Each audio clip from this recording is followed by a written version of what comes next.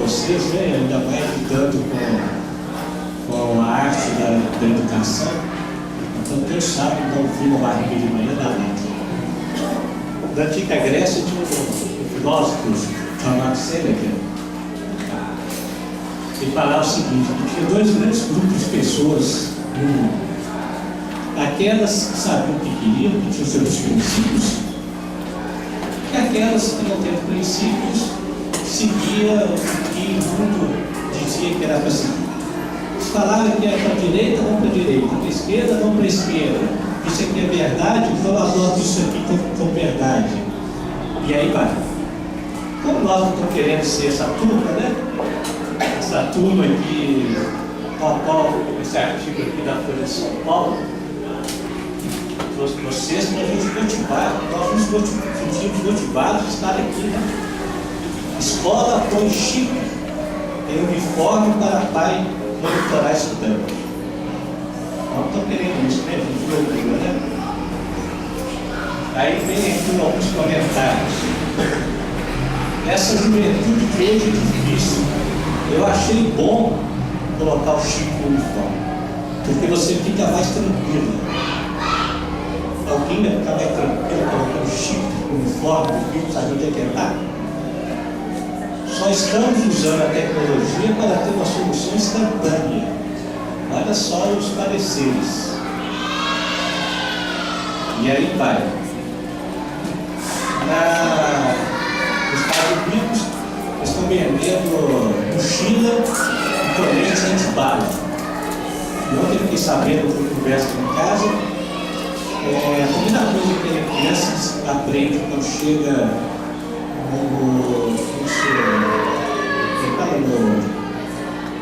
primário, né?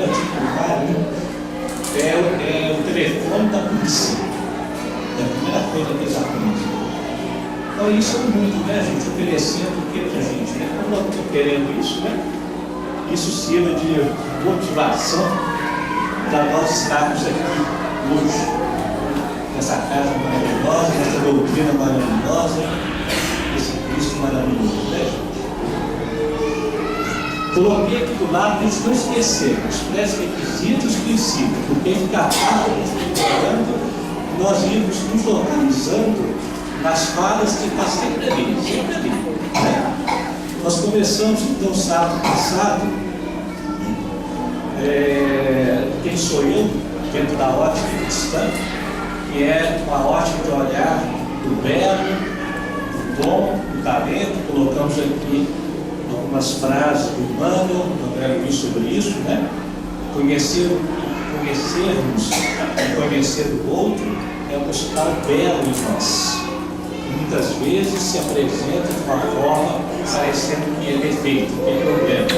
Então hoje nós vamos fazer uns exercícios sobre isso, mas antes de fazer os exercícios sobre isso, nós vamos aprender um pouquinho mais como abrir esse olhar, avançar esse olhar, né? As etapas do olhar. Como diz Emmanuel, nós viemos aqui para dar o entendimento do pensamento. O pensamento mudado muda o sentimento mudado muda as nossas ações, né? Então, os nossos objetivos maiores é mudar o nosso entendimento, a nossa maneira de ver o mundo, de olhar o mundo, de olhar as pessoas. Um desafio para a vida inteira, gente, para a vida inteira mesmo. E que começa agora com a provocação dos filhos. Então vamos lá, as etapas desse olhar. O microfone aqui pede aqui para tomar uma arame aqui. Pegou o Chico Santos. Chico Santos. Ele lá no pescoço. Primeiro, eu vejo. Vou fazer o seguinte, para ficar mais fácil, vou colocar todas as etapas, depois vem aqui. A gente vai. Eu olho.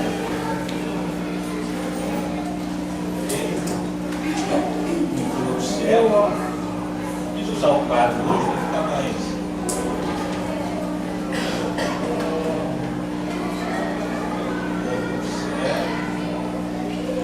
É só ele.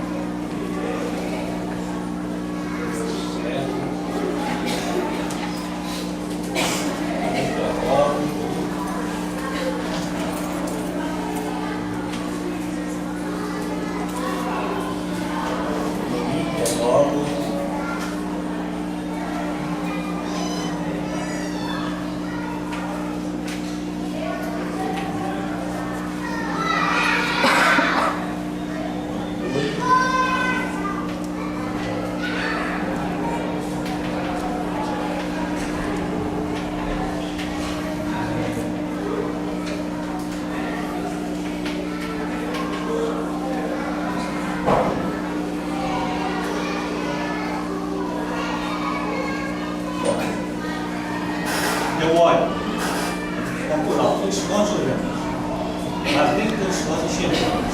Nós olhamos outra coisa. O olhar, obviamente, é o primeiro passo. Eu olho para a criança, eu olho no espelho. Logo em seguida, eu caio no campo da observação. É um aprofundar, não é só olhar, eu observo. Eu lembro que eu estava no aeroporto aqui de Confins, sentado naquela van que leva a gente para o estacionamento. E aí eu observei uma criança vindo com os dois pais, eles aflitos para pegar a van também. Vem. E a criança empurrava um carrinho com a mala. Aí ele parou, eles colocaram a mala na van, e a criança foi levar o carrinho para colocar onde fica o carrinho. E o pai, deixa isso para lá, menino, vem cá logo, só. Vem logo, tu tá vendo que eu estou atrasado? Que merda, droga, você entra logo, deixa eu para lá. Olha só, gente, que bichinho. E a criança foi levar o carrinho aonde tem que ficar.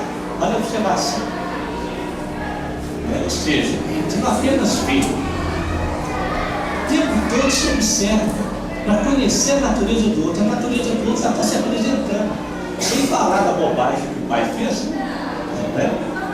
Mas sem comentar isso, ali já está se apresentando. Eu lembro de uma cena de uma sobrinha pequena. A minha mãe já ia descer a escada, velhinha, era 4 aninhos, pouco menos que 4, correu para dar a mão à avó. Se eu observo, não rotula, não conceitua, porque eles têm esse hábito. Ela é tão cuidadosa, não sei se é isso. Pode ser outra coisa, eu vou conhecer sem explicar. Nós temos mania de explicar, justificar, conceituar, adjetivar. Aí você perde o conhecimento do outro. Porque aquilo que no momento poderia parecer como cuidado, lá na frente, depois eu vou ver que é outra coisa. Pode ser interesse, pode ser outra coisa, não sei. Então eu não rotulo. Eu só vou observando. Lá no meu consultório tem um vaso de planta lá. Um vaso e tem uns passarinhos marinhos escondidos assim no meio das plantas. Aí quando chega os menininhos, eu vou observando que vão ao encontro do vaso. É impressionante. Cada um vai ao encontro do vaso de um jeito. Quando os pais deixam, o outro encontro importante. Para observar, eu tenho que permitir o acontecimento. Eu não posso impedir.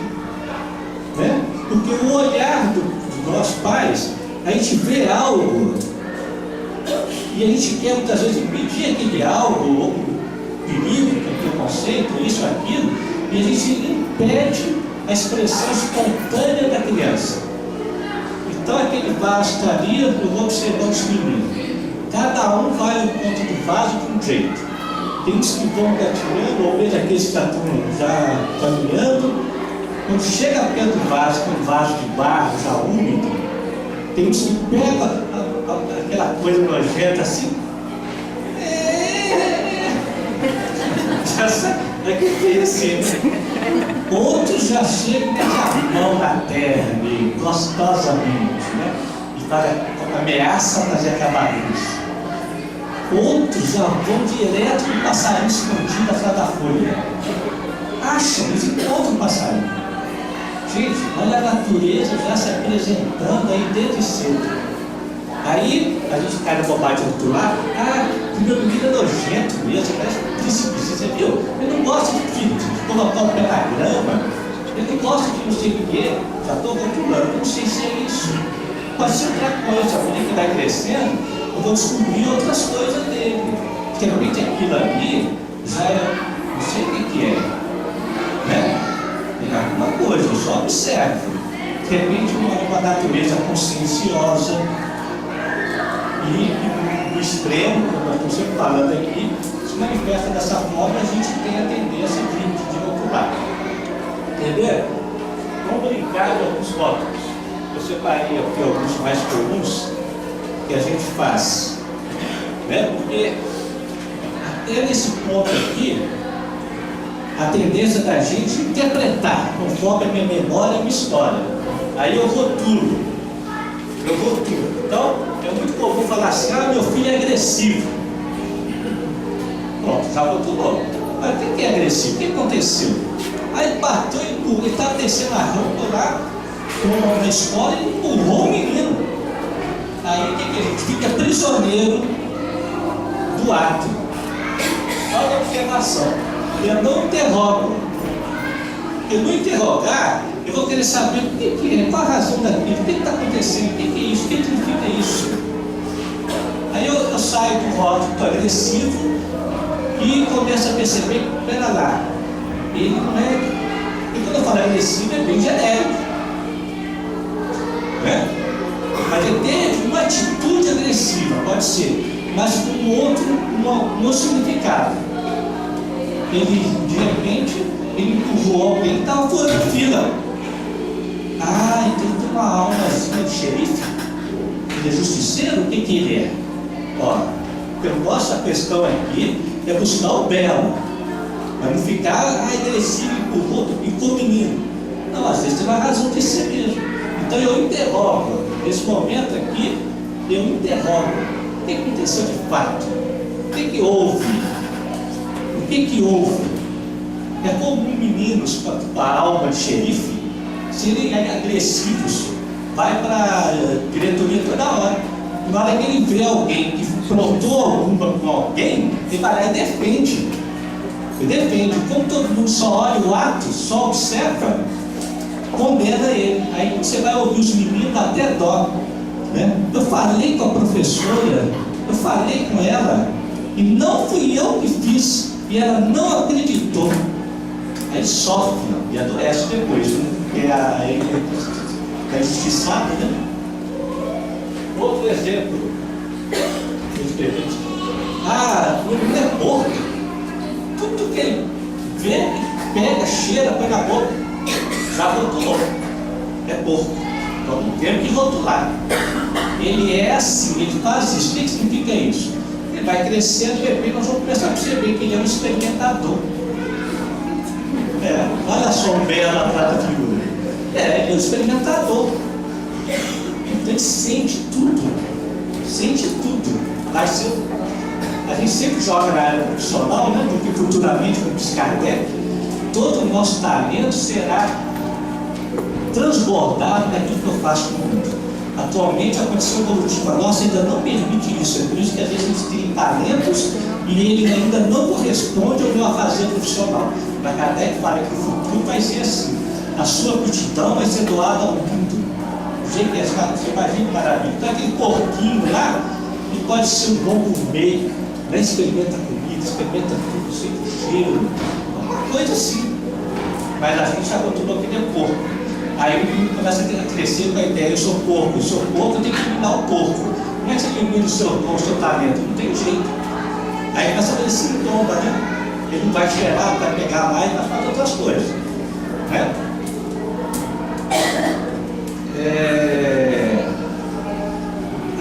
Que ele é vaidoso, é vaidosa. Metida, só você vê. Fica horas no espelho, não sei o que, já rotulou. E aí vai no pau, gosta de aparecer. Os pais falam muito assim, né? Meu filho adora chamar atenção. Gosta de chamar atenção, todo mundo tem que ser autor de alguma coisa, todo mundo, adulto, criança, todo mundo faz. Isso não caracteriza a pessoa. Tem uma razão de ser, o que é que ela vai lá e faz assim? Né? Então a gente vai percebendo ali: ah, meu filho é teimoso. Qual que é o talento do teimoso, gente? Qual que é o talento? Persistência, perseverança. O que mais? Vamos brincar aqui. Lembra dos seus filhos, do seu marido, da sua mulher? Dramático. Hein? Dramático. Se faz vítima, é dramático. Qual o talento? Você brincadeirinha de pegar o ponto, né, gente? Que a gente analisa um conjunto. Mas só para estrelar a mente. Qual é o talento desse dramático, gente? Hein? Arte, o que mais? Ele pode... Hein? Criatividade, ele pode ser um socorrista. Pode, meu Deus do céu, está saindo sangue, corre, socorreu, vamos salvar a solista. Porque o drama dele é tão intenso que ele vai aguentar ver o outro sofrendo. Ele vai fazer um drama danado, liga o telefone, não sei o que. Ele pode ter uma capacidade de resolutividade incrível. Porque um negocinho desse tamanhozinho, ele vai até o prefeito, o governador, para aquele drama. Porque o professor faz drama? Não, porque teatro faz teatro dentro da sala de aula e isso impede mais os alunos. Professor que faz isso. Isso, eu nunca esqueci de um professor meu de história, bem lembrado, sempre lembrei dele. Ele dava aula de história, a gente fazia drama, ele não dava aula. Ele encenava a aula de história. Então ele chegava na sala de aula, oh rei, me salva rei, oh meu ignorante. E a gente ficava assim, estragado. Vou tramar. O que mais? A Rosana, quer aproveitar aí para dar dos filhos? Ô Ricardo, a Rosana, o estudo dela de Bíblia, se não fosse daquele jeito, a gente não ia aguentar. O mentiroso pode ser um grande escritor, criatividade. Bom negociador, vendedor.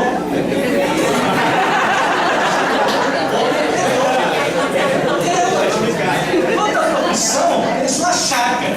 A chácara do vendedor é ser mentiroso. Ele vende, ele entra no concessionário e fala maravilha daquele cara. Ele troca de emprego e fala maravilha do emprego e fala mal do outro. Não é assim?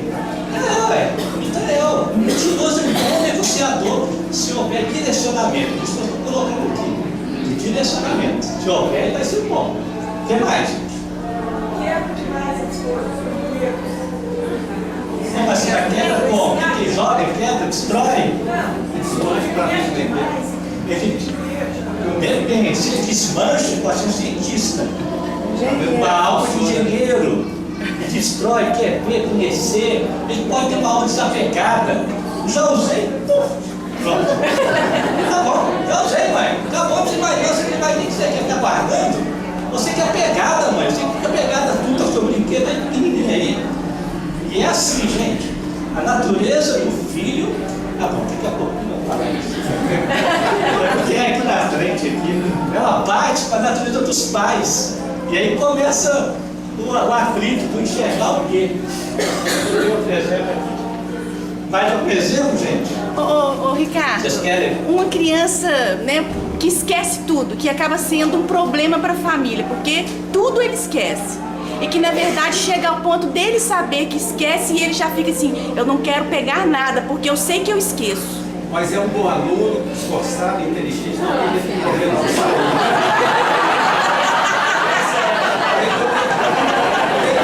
Porque senão parece que o menino é doido.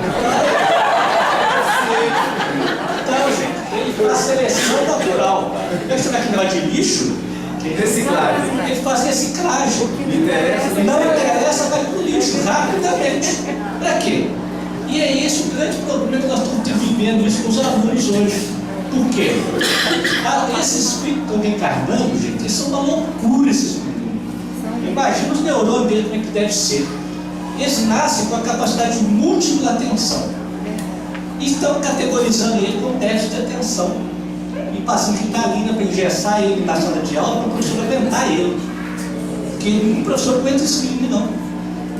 É múltipla atenção. Você põe eles numa torre de controle de aeroporto, ele controla todos os aviões. Se tiver um avião só para controlar, o avião cai. Ele controla mais esse avião. Entendi. Onde vai? Você quer que ele faça o para-casa? Eu falei isso aqui para vocês. Põe o PlayStation, internet e para-casa aqui. Aí ele faz o para-casa. Se é só para-casa, ele faz. Você imagina, né? Esses meninos estão assim. Então é isso, ele seleciona lixo para que ele não fica guardando. Para quê? Para direto para assunto. São bons sim, isso. São bons. E ali, ó, suagem, rápido, pegou logo a matéria, para quê? Se não tem mais nada não, vou conversar. Vou atrapalhar o outro, já acabou, já sei o que é, já fui lá na frente. Aí a professora chega e vai ele. Aí está conversando, aí ele chama os pais. Aí os pais ficam temerosos, meu Deus, meu filho. Aí psicopedagogo, psicólogo, psiquiatra, homeopata, para dar para a polícia. A sequência hoje da coisa, né? Nós temos que saber funcionar. Ricardo, você lembra da gente falar semana passada? O João Guilherme estudava matemática limpando as coisas do Dr. Ué. Nunca fui chamada lá por TDAH. E depois todo mundo falou que ele era. Mas enquanto teve aquela escola, ele entrava nos tubos. Eu lembro da Ana Paula falar assim, mãe, ela pequenininha, o João Guilherme hoje estava repetindo com o Dr. Ué lá no pátio, entrando naquele túnel, saindo, não sei o que, fazendo comidinha. É negócio de matemática, você fala, doutor. A gente teve uma experiência pessoal sobre isso, mais ou menos, um dos nossos vídeos, que a coordenadora ligou lá para casa e falou assim, seu filho não está fazendo os deveres de casa.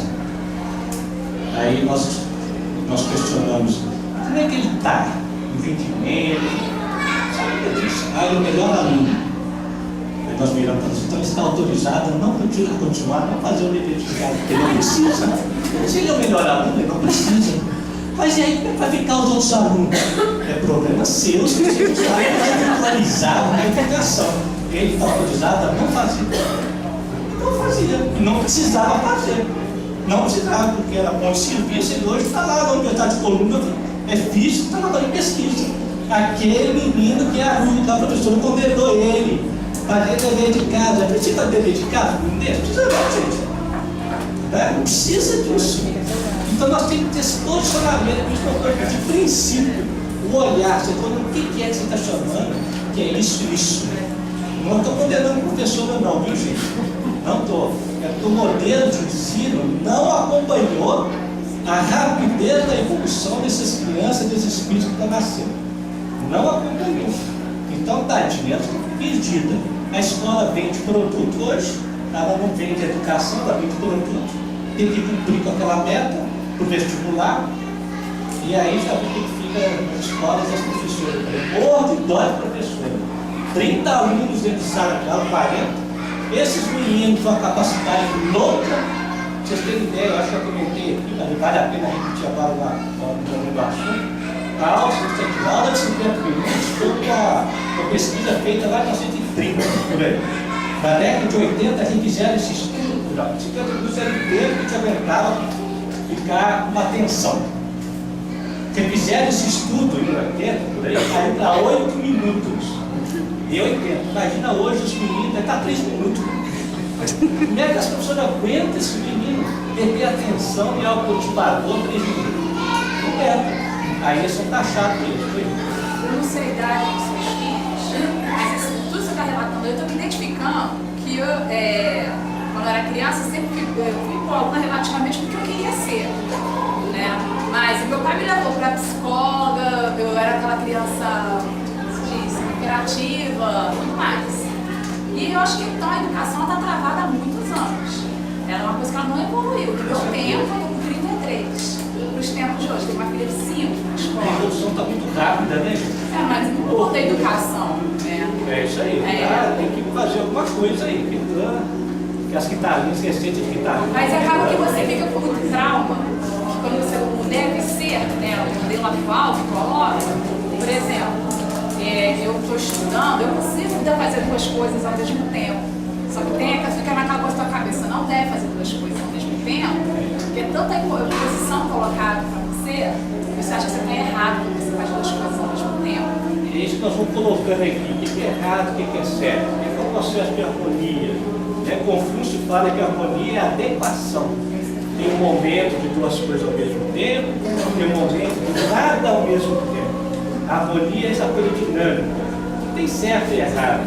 Tem o que eu sou e a direção que eu estou dando. Nós vamos chegar lá, meu irmão, eu falei isso muito bacana. Então, ok, eu certo, e tem o agreeing, o combinar-se.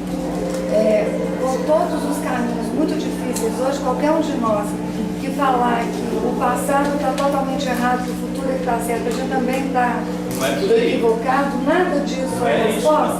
Mas tem uma coisa que funciona demais, são os combinados. Funciona na faculdade, funciona com o filho, funciona com todo mundo. Você fala, vocês dão conta de fazer isso rápido? Aí um da sala fala assim, eu não dei conta. O O outro eu já dei. Então como é que nós vamos fazer? Ah não, então nós vamos esperar para ele dar conta. Combinado dá certo. Isso, em outras palavras, significa o seguinte: se eu conheço a natureza do meu filho, eu conheço a faculdade dele, a força dele, que isso vale de limite. Se eu conheço, eu permito que ele vá. Então, quer dizer, vou dar um exemplo aqui, isso já vai chegar ali, mas o assunto já vai chegando. A importância de eu conhecer a natureza do outro para que ele haja conforme a natureza dele.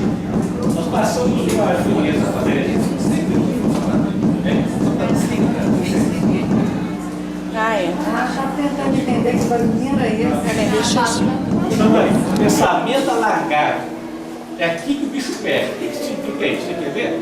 Tem umas falas que são típicas, que eu separei aqui, que eu esqueço. Aí tem que anotar.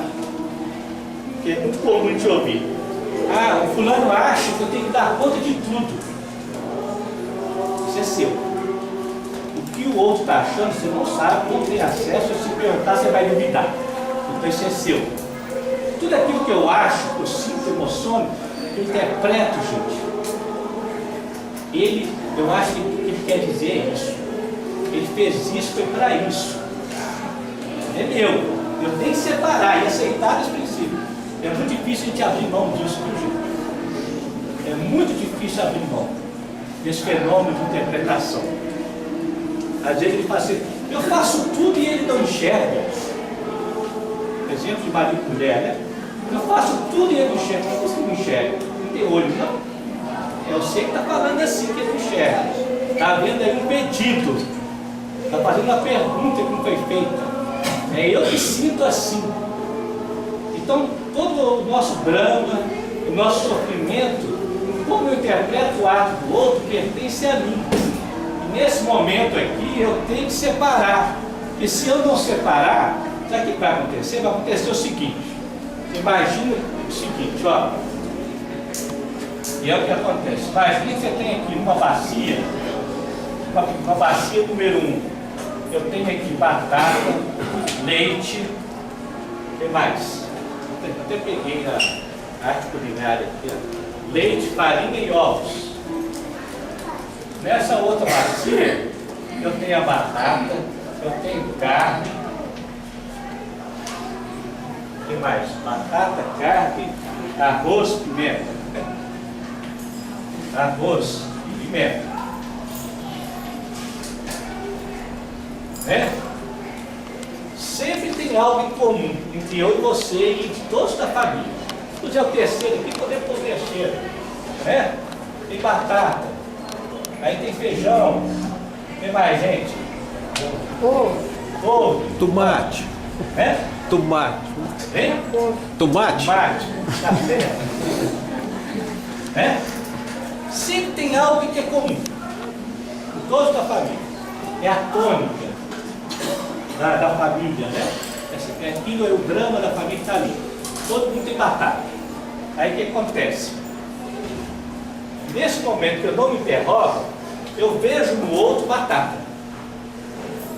O resto me incomoda. Aí o que acontece? A tendência da nossa família, como eu tenho batata, leite, eu quero fazer um pirê de batata. O pirê de batata eu faço com batata e leite. Como eu vejo que o outro tem batata, eu começo a exigir do outro que ele faça pirê também igual eu.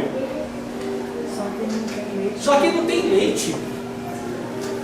Pirê que vai fazer? Aí eu fico na briga, tem que fazer pirê. Tem que fazer pirê. Eu não enxergo, porque tem que fazer outra coisa que pertence a ele mesmo. Percebeu? Vou dar um exemplo prático. A gente tem que fazer conectividade. Se não fizer, é difícil. Essa pirraninha aqui da minha filha Mariana, nas vésperas do ano vestibular, quis fazer medicina. Aí ela chegava da escola de manhã e dormia de 1 às 5. Aí o pai aqui, que tinha batata, não viu que ela tinha outras coisas, minha filha, como é que você vai passar no vestibular de medicina dormindo até às 5 da tarde? Não tem jeito, porque o pai aqui, na minha época, era burro, que estudava caramba para tirar 6. Aí tinha horário de tudo, tinha horário para comer biscoito, horário para tomar banho, horário de tudo na época vestibular.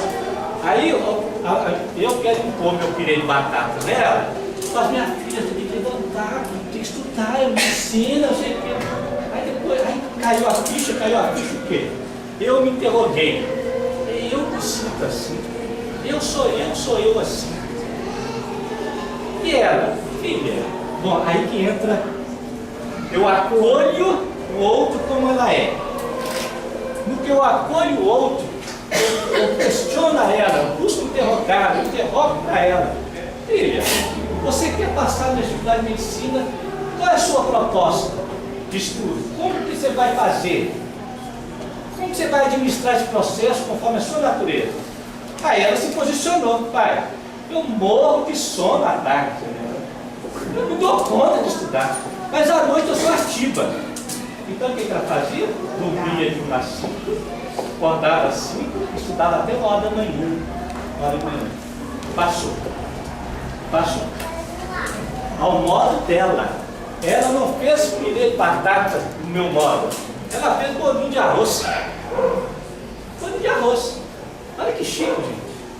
Você reconhecer a natureza dele e aí você faz um provocamento. Né? Eu acolho, eu dou um significado. Qual é o significado disso para você? O que significa isso?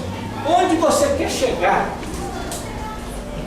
Eu direciono. Onde você quer chegar? Desse modo. Onde você quer chegar? Quando Aí, ela não se posiciona, vamos supor que ela não soubesse, não tivesse uma proposta. aí você tem que deixar que ela angustiar. tá indo. No caso de adolescente, tem que angustiar. Por isso que Jesus falava, bem-aventurados que têm fome e sede. Tem que ter fome e sede, gente. Filho tem que ter fome e sede, só que às vezes nossos pais não deixam ele ter fome e sede. Jesus estava sentado no poço de Jacó, esperando a mulher samaritana. Esperando.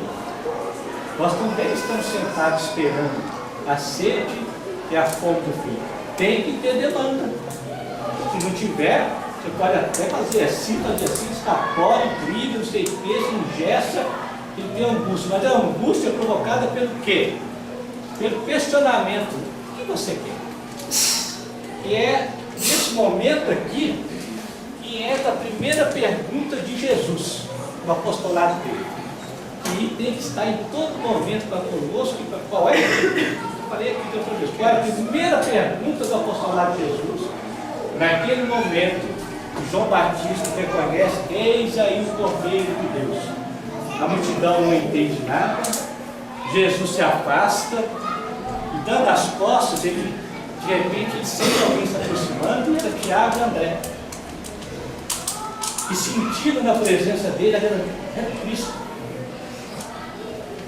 E aí, os dois perguntaram, olha, Jesus vira e faz a primeira pergunta do apostolado, que é a pergunta mais essencial da nossa vida, que é ela que vai dar o significado. O que buscais? Olha só essa pergunta. É aqui que eu estou.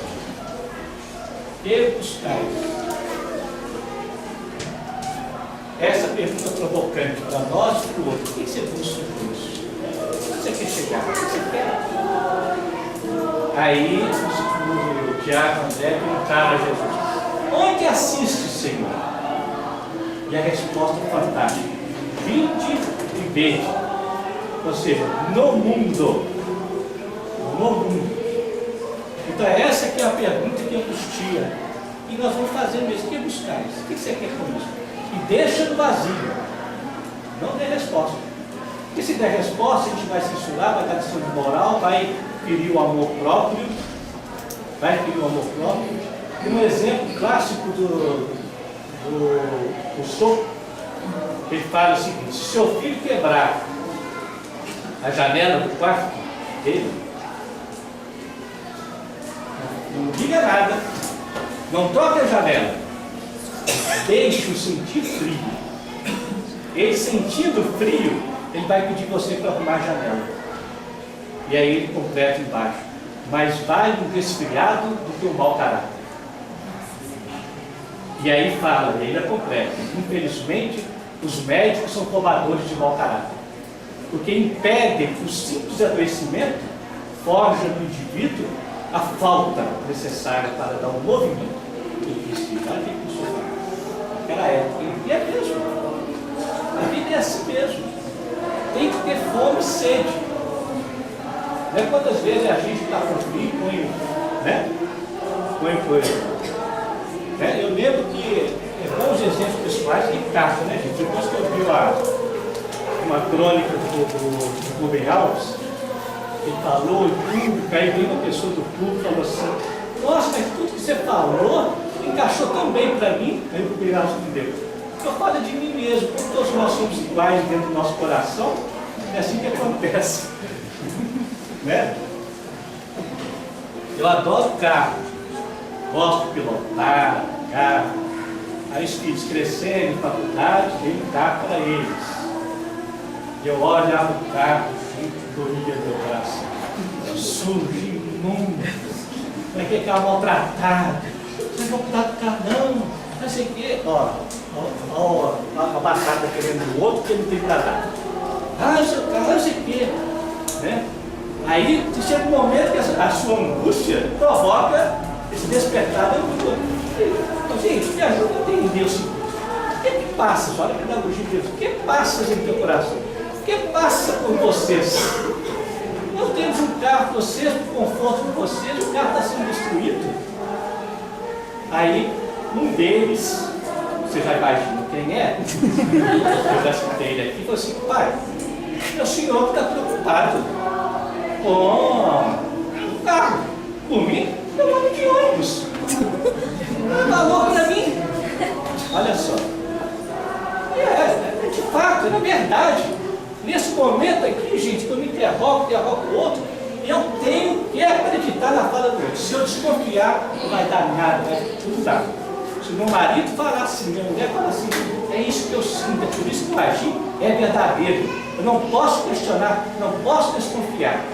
A confiança foi o marco principal que fez a manutenção do diálogo de Jesus com Judas o tempo todo.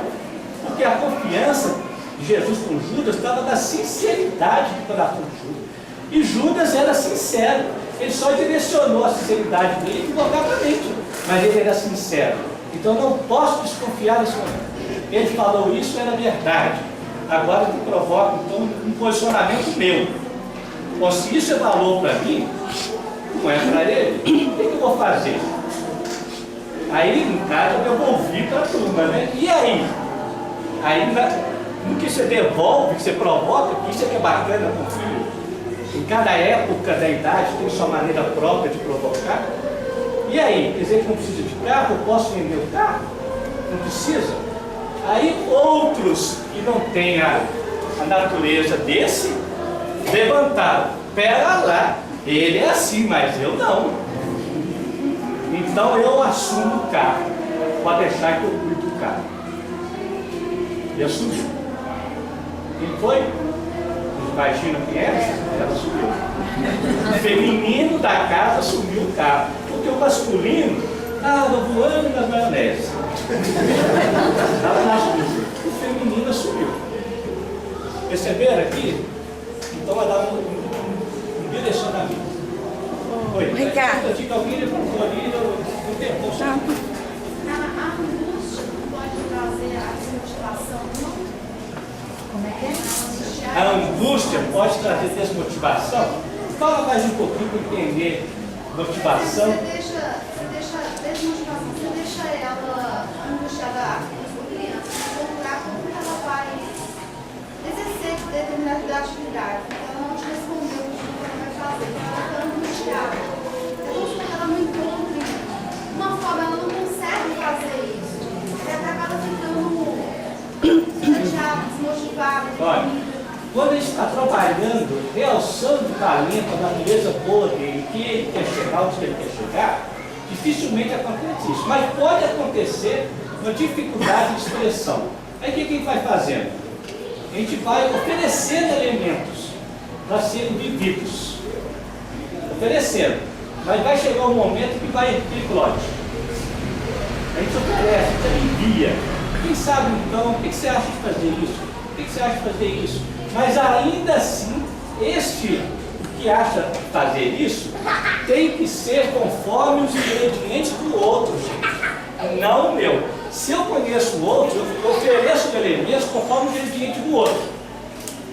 Um dos nossos filhos, aquele que eu falei, todo passional, amoroso, sexualidade da flor da pele, não sei o quê, enfrentando dificuldade na escola, e a gente está, professor particular, não sei o quê, né? Aí, quando está querendo alguma coisa, a vida encaminha. O Espírito Santo se manifesta, gente. Quando eu estou no que buscais, quando eu estou na proposta, a vida encaminha. Nessa busca aí, o que eu ofereço, porque ele não evoluía na escola, o que aconteceu? Nosso Senhor mandou uma pessoa para nós que tinha o conteúdo dele. Era um professor particular e era besterol igual ele. Era igual ele. O professor chegava em casa, primeiro ele ia no banheiro, soltava pum, contava piada, olhava para os dois da sala, os dois estavam rindo lá. Gente, que tem aula não? Doidinho. Igual ele. Pronto, nenhum deu uma deslanchada. Só que ele dava aula só de matemática, porque senão vai ficar aula de tudo. Eu quero nem saber se você sabe história, geografia, você pode. E aí ele falou, então tá, vou me virar. E era aquela alegria de encontrar com ele em casa. Porque o outro tinha arroz, pimenta, carne. Os outros, o professor das classes, não dava certo, claro. Era outro estilo, não funciona. Então isso aqui é chique, gente. Conhecer a natureza do outro, oferecer os recursos possíveis conforme a natureza do outro. Que é o que o senhor falou quando tem na definição de educação. Educar e conhecer o outro, ensinar a se conhecer, para que ele aprenda a se governar. Porque aqui nesse momento, eu questiono o que buscais e eu dou um direcionamento. Eu direciono conforme a natureza dele, conforme que ele é. Ok, gente? Isso que ela está falando da criança, né? Mas vai junto ali, né? Porque você vai perceber em cada momento tem algo acontecendo que pede adequação, moderação, o princípio do meio, sair dos extremos e dar um direcionamento o tempo todo. Ricardo, prático, né? Para a gente poder entender, pelo menos, vou dar um exemplo nosso, meu e do Eustáquio e dos meus filhos, porque para entender e fazer que isso aconteça e seja algo agradável para todos, tem que ter aceitação e você fazer o melhor de você. Porque senão você tem um ataque cardíaco, porque não aguenta ver o outro não fazendo igual. O meu menino, os dois, não arrumam cama, às vezes tem dificuldade, aquele quarto... Hoje eu não entro no quarto deles mais. Só entro quando eu falo, arrumou mais ou menos, aí eu vou limpar, varrer o quarto e tal. Senão eu não entro. E eu falei com eles, olha, é triste eu não poder entrar no quarto de vocês porque perdeu. Antes eu ia, eu abraçava, eu fazia uma oração com eles antes de dormir. Hoje eu não faço isso mais, porque eu não dou conta de entrar. E como eu não quero brigar e não quero, porque eu sei que eu vou ficar nervosa, eu não entro, então eu prefiro. E aceito que as condições dele hoje. Só que esse não dá conta. E o tempo inteiro ele fala com eles e fala comigo. Aí eu tenho que aguentar os meus filhos e aguentar esse falando no meu ouvido. E aí que é o desafio, né, gente? Porque aquilo que eu vejo no outro que me incomoda tanto está me provocando um movimento curativo em mim. Porque eu tenho que entrar nesse quarto amando isso, amando ele como ele é. Esse é o que é. Isso aí é a pimenta dele. Todos nós temos pimenta, gente. Judas tinha pimenta, Pedro tinha pimenta, todo mundo tem. E o nosso desafio do amai como eu vos amei, que é o mandamento maior de Jesus, não é como amai o próximo a si mesmo, é dever moral. Nós já fazemos isso. Agora, amai como eu vos amei, esse é o desafio, amar o outro como ele é, com a pimenta dele. Porque ele tem um outro lado que é belo, que é gostoso, que nós não podemos eliminar esse lado belo em detrimento da pimenta. Eu tenho que entrar nesse quarto. Oi, querido, precisa de alguma coisa? Você já para você um suco, você quer? Eu estou com você, hein? O que caracteriza esse momento é: eu estou com você sempre. Eu estarei convosco até o final dos tempos. É isso que é trazer o Cristo para a realidade. Se ele falou isso, por que eu sou mísero ralé e voltar com você sempre? Eu estarei convosco sempre. É na bagunça, é na pimenta do outro mesmo.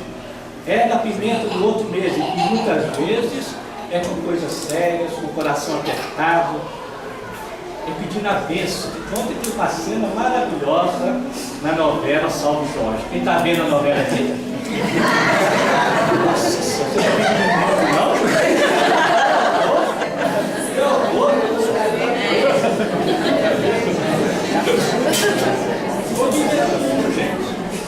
Vinde verde é isso. É ver a novela com mulher. Só que o homem tem que pode falar muito, se incomoda, que é nacional, né? E lá vem sonora desse. E a mulher chorando, né? Cala a boca, garoto. Vai ter uma cena bonita lá ontem, em que um homem lá, vamos falar os nomes que ninguém conhece.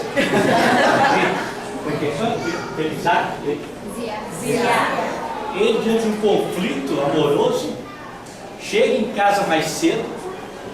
A mãe, olha que bonita a figura da mãe, gente. Ela está faltando isso no mundo. A velha sabe. Ela olha no olho do desviar. Eu ainda tenho capacidade de perceber a culpa dos olhos do meu filho. Olha só, foi fundo, né? Aquele olhar, quem sabe, né? Que entrega no olho dele, né? Em casa que os meninos eram pequenos, e falava assim: eu sei olhar nos seus olhos. Aí eles falavam: pai, eu sei quando você está mentindo. Olha, aí ele relata o conflito. O que ela fala? Ela busca a tradição.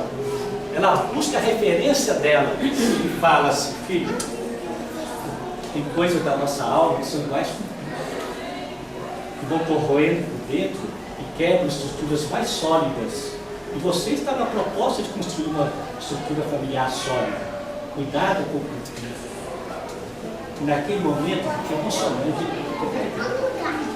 ele pede a bênção da mãe. Mãe, me abençoa, mãe. Senhor, dá-me força, Senhor, para que eu dê conta diante desse conflito da minha alma. Dá-me força. Mãe, dá-me a tua bênção. É necessário dar bênção para os filhos quando eles querem caminhos que não são os nossos. Mas a gente se posiciona. Eu dei a bênção para um dos nossos filhos quando ele quis ir naquela loucura. Eu sozinho. Eu não dei conta de acompanhar ele no inferno. Mas ele falou assim: pai, quando a gente vai lá, não dá nada acompanhar a gente. Eu falei: claro. Ele vai onde você for. E ele foi com a guarda dele naquela loucura. Linda loucura. Foi sobre a bênção. Tem que ir com a bênção. Se não for com a bênção, ele vai com culpa. E a culpa perverte tudo, bagunça tudo. E nós temos, no nosso anseio de felicidade dos filhos, a gente coloca culpa nos filhos. Você vai, mas não me chama se acontecer alguma coisa, não. É claro que chama. Claro que vai. E claro que vai. E aconteceu, gente. Ele saiu da loucura, teve um arrastão. Ele não sabia para onde queria, ele foi junto ao arrastão e foi indo. Viu onde que falou, pegou um monte errado. 2 horas da manhã ele está ligando: pai, me busca aqui na rodoviária, eu peguei um monte errado. Busco, filho. Com a água do Chico na boca, né, cara? Nós estamos falando em redenção. Em redenção você usa a água do Chico. Quem está boca do Chico? Claro, filho. Vai lá, o que aconteceu? Ah, vai lá, arrastou, não sei o que, que aventura que você passou. Que legal, hein? Legal, né? É legal, ué. Experiência em tanto. Então tem que ter, gente, tem que entrar, aceitar a pimenta do outro e ainda abençoar quando ele emergiu o conflito. Filho, pai, filho. Obrigado, mas é importante também se mostrar para o filho. Você está profundamente chateado não assim. Paulo fala muito bem sobre isso. Pena que não sei de cor, mas a última carta que nós vimos foi de Coríntios, segunda carta de Coríntios. Não entristeça além do necessário, é aquele que já está visto. É isso que a gente faz com os pais, achando que eu tenho que mostrar para ele o meu descontentamento. Só que o modo como eu mostro o meu descontentamento não é nada cristão. Filho, eu estou arrasado com você. Eu dou meu sangue por você, olha o que você fez. Eu não dou conta mais de mudar você. É isso que ele fala que se mostrou descristão. Não, eu posso me posicionar. A melhor maneira de posicionar que aquela algo ali não foi tão adequado é questionar, ué. O que queres? O que buscas? O que significou isso para você? Porque eu estarei convosco sempre. Então, às vezes, a pessoa está no drama da dor, porque o filho tem drama, sim. Sofre, sim. A gente é que valoriza, porque daqui, ó, estamos bem observando isso aqui, e a gente não valoriza as pequeninas coisas. E aí a gente vai lá e entristece. Papai não gosta que você está assim. Papai fica muito triste. E triste o quê? Não amo. Tu me amas, Pedro. Olha o que Jesus falou aí. Pedro pegou 3 vezes. Tu me amas, Pedro. Tu me amas. Isso aqui é importante. Não é, papai está muito triste com você. O autor que fala do desidentificação, que é do sistêmico, é um dos... É o É, e o Boyle também. Ele fala o seguinte, que quando a gente desidentifica com o outro, a gente separa, a gente consegue descobrir quem que a gente é, como que o outro é, Isso. a gente, ao invés de reagir, a gente age. Isso. E a reação, é só a gente prestar atenção nisso. Isso é aquela oração da serenidade, que a gente muda o que pode, aceita o que não pode mudar, em todas as coisas. Se eu estiver expressando o meu sentimento, porque eu estou agindo, ótimo. Se eu estiver expressando o meu sentimento, porque eu estou reagindo, não é hora, porque isso é só embola as coisas. Esse é difícil. A reação de uma ação. E à medida que a gente desembola, a palavra é desemaranhar. Constelação familiar fala disso, vamos desemaranhar. Você perde até o tesão de falar para o outro que está triste, porque você nem está, entendeu? Isso. Porque você perde a força com o resultado. Porque quando você fala de uma coisa, você quer o resultado. E a gente faz isso mesmo. Imagina pai e mãe sem querer resultado. Você 24, você custa. Depois de muita pancada na cabeça, de todo mundo achar que você... Ontem eu falei com a mamãe, mãe, eu cheguei num ponto tão bom, porque eu estava ruim para tudo para ter lado, entendeu, Ricardo?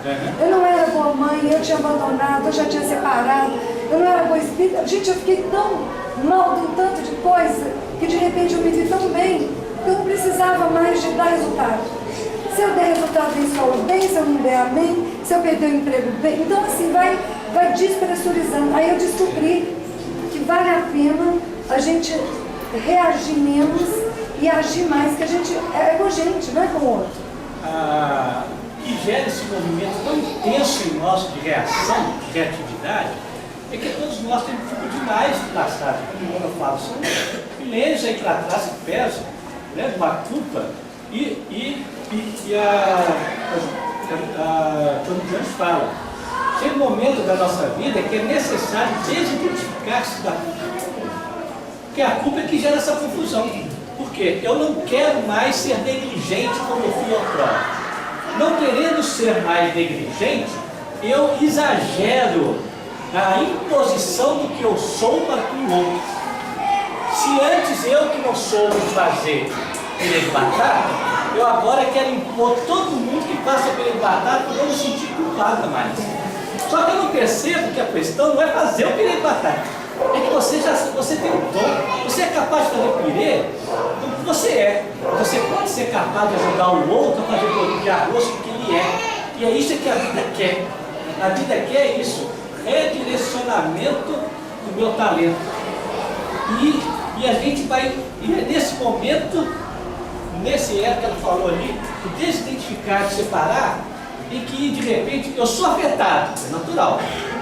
Mas eu aguardo, eu espero a desafetação, aí eu saio da reação para uma ação coerente com a nossa proposta, com o nosso alvo, está sereno, existe um diálogo possível. E aí eu busco resposta. Tem hora que a gente não tem resposta não, gente. Por que nós estamos buscando crescimento? Por que existe o Evangelho? É para buscar a resposta lá. Como que Paulo, o que Paulo diria sobre isso aí? Sobre a sua coisa, Paulo fala sobre isso.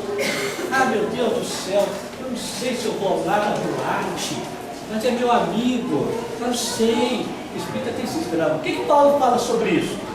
Maravilhosamente bem. Se você fizer pelo Espírito de graça, respeite a consciência do outro, que não estará ferindo a sua própria consciência. Olha que coisa linda, isso é uma abertura, é um rompimento de todas as amarras nossas, né? Porque a gente não tem resposta mesmo, não. Mas o fato é que, voltando aqui, foi bom o seu exemplo, porque a gente elimina. A nossa pedagogia tem sido de eliminar. Nós temos muita dificuldade no problema, que é eliminar. Não dá, é impossível eliminar. Eu acolho. E aí eu vou trabalhando com aquilo que o potencial de cada um tem, um constante direcionamento que vai acompanhando cada etapa, cada momento da vida, você vai fazendo assim. E essa é a referência. Como eu me propus a ser testemunho, o outro vai seguir. E um processo de comoção, é emoção mesmo, é comunicação de sentimentos, é a valorização das coisas mais simples possíveis, desde o pequenininho daquele pirralho, que vai observando, vai interrogando, e olha, o que quer dizer isso? Eu estou conhecendo ele, não rotulo, não adjetivo. Adjetivo é uma coisa terrível na educação.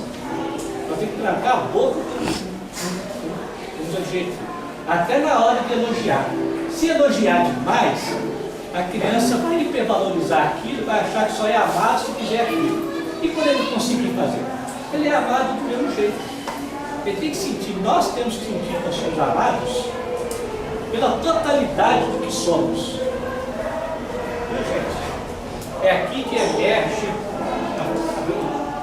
o verdadeiro espírito de fraternidade com o Espírito. Ô, Ricardo. Reconhecimento. Hoje, né, claro que a gente passa pela experiência e nunca é certo, né? Às vezes a gente erra no caminhar. E hoje eu presto atenção nisso, nessa questão do se você não souber acolher seu filho e sempre impondo, e eu sei que eu sou assim, eu tenho essa dificuldade, né? É temporária até eu aprender realmente. Como eu cobro muito dos meus filhos por medo de errar como mãe, eu sei, isso eu já tenho consciência, porque eu tenho medo de errar como mãe. E eu sei que eu vou acertar só quando eles me trouxerem aquilo que eu acho que é o bem. Só se quiser filho de batata. Exatamente. Exatamente. Então, eu vejo o mais novo lá, a minha imposição da forma, e eles já sabem, já me conhecem, tanto que essa semana ele falou assim: mãe, eu perdi o meu livro na escola. É o que perde sempre, tudo perde. E ele já perdeu não sei quantos celulares e tal, e um dia eu falei assim: meu filho, mas de novo você perdeu o celular? De novo você perdeu isso? Ah, não, pelo amor de Deus. E ele falou assim: mãe, e ele olhou para os meus olhos: mãe, você acha que eu gosto de perder as coisas? E aí me tocou. Você acha que eu gosto de perder? Hoje eu já tenho medo de levar qualquer coisa, porque eu acho que eu vou perder. Porque ele sabe que eu vou cobrar. O excesso da natureza dele já está sentindo que não é legal, está precisando de fazer uma adequação. Aí entra as propostas. Como nós vamos adequar isso? Isso. Como nós vamos fazer com isso? Exatamente. Aí essa semana ele perdeu o livro e não me contou. Ele só contou quando achou. Mãe, eu achei meu livro que eu perdi, eu não te contei porque eu sabia que você ia achar ruim. É aí que começa as mentiras. Exatamente. Quando nós pais não damos conta de ouvi-los, eles mentem. Aí eu senti essa semana, porque é exatamente essa fala que você fez hoje, que eu tenho que realmente prestar atenção, porque senão eu vou perder o meu filho, porque na hora que ele passar o aperto, ele não vai contar mais pra mim, ele só vai contar depois, porque ele sabe como é que eu sou. Essa certeza de acolhimento, a maior besteira que eles fizerem, eles têm que ter certeza de contar com a gente. E é muito comum, para encerrar, a gente ouve muito os pais falarem, a gente mesmo fala assim: nossa, como que eu errei? Como seria bom se eu pudesse fazer tudo que possível? Gente, isso é um sinal bom de amadurecimento, de melhoria íntima. Graças a Deus eu não digo assim: nossa, como que eu faria diferente? Isso é bom, gente, não se pegue, não se pune por isso não. Porque porque é assim mesmo. Né? A cada tempo a gente amadurece, olha para lá, não podia ter sido diferente. Mas naquela época, tudo que eu dei conta. Eu tenho que praticar o auto-perdão. Se eu não praticar auto-perdão contínuo, fica difícil esse prosseguir leve, meu jogo suave, meu fardo leve. Ok, gente? Alguma questão? Tem 3 minutinhos. Eu gostaria de falar, pelo que eu percebi no estudo, tudo que vai nos modificar é o sentimento, não a razão. A gente age pela razão. É, isso mesmo. Eu falei com a analista muito bacana, que fala assim, o louco é aquele que diz que perdeu tudo menos a razão. O terapeuta é aquele que paradoxalmente vai fazer eu perder a razão. Ou essa, a outra segunda problema. Gente, vamos o seguinte, eu vou trazer aqui a Marisa Monte sobre razão. Tem chato é que tem razão. Fica pesado, gente. Mas é difícil fazer também, né? É difícil mesmo, viu, gente? Nossa, a gente quer ter razão em tudo. É tão bom envelhecer, nós quanto mais ficar velho, a melhor coisa do mundo é a gente envelhecer. Tem nada melhor. Sêneca, que é aquele filósofo, Grécia falava assim, o objetivo da vida é ser velho. Porque o velho já desapegou de tudo, já deveria, né? Ser feliz consigo mesmo, satisfeito consigo mesmo. Já os seus desejos já não aumentam mais. É leve, deveria ser, né? Gostoso, leve, que é isso mesmo. Solto. Não precisa ter razão mais não. Ah, porque partiu o queijo todo. Porque você vai correr com bate queijo. A gente desencarna, nem queijo a gente come lá. A gente briga aqui porque o queijo está assim, o queijo está assim, como assim, não sei o quê, sei o quê. E a famosa pasta dental que apertou assim e não apertou assim. Você nunca ensina um menino a escovar dente pela razão. Ricardo, Bichinho, cara, bobagem, que mentira, velho. eu fico agradecida, porque há 3 anos atrás, sei lá, 2009, no seu consultório, você falou, Thelma, vamos aproveitar o outono, porque o outono é a época de se preparar para um inverno, a velhice. Você falou, está escasseando no mundo quem está sabendo envelhecer. Você deu assim aquela... Eu só sou intermediário, quem falou isso foi Emmanuel, do ponto de vista. Eu sou esperto. Citando todo mundo, né? Acho que sou eu. Acho que a gente viva, né? O Emmanuel fala isso, preparemos ao inverno, o outono da vida, que quando o inverno chega, que é muito difícil. O outono da vida é nossos 40 em diante, nossos 50. Em que a gente se apropria, isso aqui que eu falei, pega fogo nos 50 anos, incendeia, é a hora que a turma separa, dá confusão, é a hora que os filhos estão saindo de casa, aí a mãe e o pai não entendem os filhos que quer subjugar, a sua casa tem que ser igual a minha, você não lava a louça, você não faz isso, você não sei o que, você não cuida do seu filho igual a mim, aí começa a bagunça, é a figura clássica da sogra, suja é aqui, que ela interfere na vida do outro velho. Porque é um esvaziador dessa época, que você falou. Quando eu perco a razão, eu esvazio. Eu tenho que esvaziar mesmo. Eu tenho que me tornar virgem novamente. Essa é a época da virgindade. Estranho? É a época da virgindade, me tornar virgem. Vazios. Para que chegue uma velhice cheia de Espírito Santo. Porque o Espírito Santo só se manifesta na virgindade. Na Virgem Maria. O Espírito Santo manifestou que Maria era virgem. Ele disse logo sim. Com José não era virgem. Deus falou para ele 3 vezes e ele ficou surdo. Ele não ouviu. E quando ele ficou surdo, ele escutou Deus. Aí voltou ao vídeo. Já falaram lá que acabou, gente. Então depois nós vamos.